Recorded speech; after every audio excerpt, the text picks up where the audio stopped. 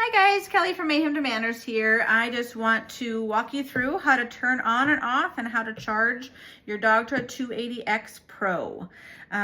It comes with your remote, of course your collar piece, and when you open up your box, you'll find a lanyard. This is a light tester thing if we ever need to test the higher levels, and then a splitter, a charger. You can charge both pieces at the same time. Your plug-in for your USB, and then it also is going to come with a faceplate. You can pretty much ignore this faceplate unless you have two dogs. Then we change it out to be able to have a 2-dog unit for your single dog. Here we change it out to 2 dogs, so you can ignore that. So first off, out the gate, we're going to turn things on. On your remote here, you have a button underneath on the side here. You're going to have a button. Press and hold that. You're gonna hear it beep, and this green light will start flashing on the top there too. Your collar piece, if you see on the back side here, the power button is in between these 2 contact points. So you're gonna press and hold that button. You're gonna see this light turn green and turn on, and it'll make a beeping as well. When these lights are green, you're good to go. When they're like an orange or red color, then they're gonna start dying soon, so you need to charge that. Your remote does have this little protector piece on it. If you can see, the remote also has a little battery up here in the corner. When that starts to get low, you wanna charge it soon, all right? When you don't want to charge them every single day. Ideally, wait to charge them when they start to see them getting low. The collar piece, we're noticing on these newer units, the collar should last you probably 3 to 5 days maybe.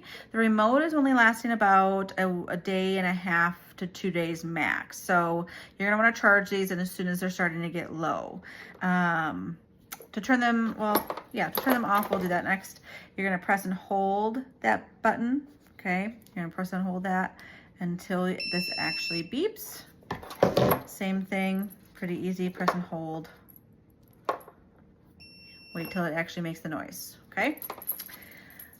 When you need to go charge it, you have a charging port right next to your on and off button here. So you'll put one end of your splitter there. Let's take this guy off so it's easier.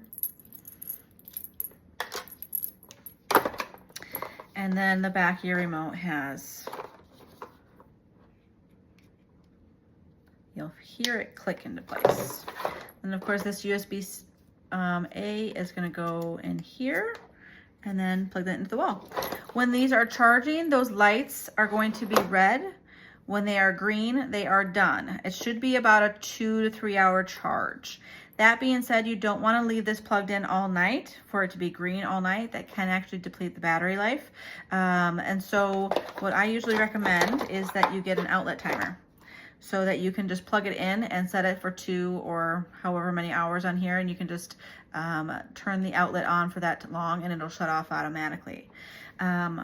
If you only ever charge it for 2 hours and maybe it needs a little longer, that can be a problem too. So sometimes if it needs closer to 2.5 hours and it's not ever getting a full charge, you'll see your collar won't hold a charge as long anymore because it's never getting fully charged. So to unplug it from the wall first and then unplug it from the unit. They say that prevents a power surge and extends the battery life.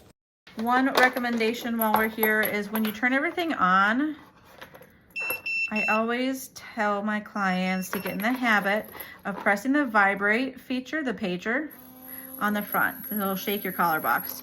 Just to make sure you turn it on and you did it right, but also to make sure that you are indeed at a full charge, because it does show you that it's green just to say that it's on, but not always meaning that it's fully charged. So if you press the pager, it'll make sure that the battery is at that green battery life rather than orange or red. It just double checks that.